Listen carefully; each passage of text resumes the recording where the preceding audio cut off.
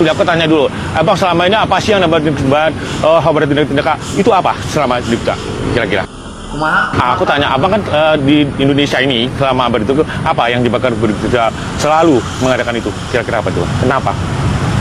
Ayo, enggak, aku nanya dulu, belum pertanyaan ini, belum. Pokoknya duitnya berkali lipat. Indonesia selama ini, nah, apa yang dibantu salah itu beda? Itu apa? Kira-kira apa? Hah? Ukuran kecepatan, Mas ya. Indonesia selama ini yang membuat kira apa yang tidak bertindak? Dua keluar kita, Bang. Jangan serius, Bang. Maksudnya saya ditangkapin aja. Gimana, Bang? Kalau menurut Abang? Maksudnya Indonesia itu kan terdiri atas demokrasi yang berpancasila ya, dan PBB menyatakan kemerdekaannya juga. Nah, itu kenapa sih setiap Pancasila itu 5 dasar kita kan semua itu pasti tahu ya, dan yang menyatakan itu adalah kenapa harga salak sekarang tuh naik terus. Harga salak kenapa naik terus gara-gara itu? Ini pertanyaannya sekarang ya. Pertanyaannya tai apa yang sama dia kena apa? Ayo, itu pertanyaannya.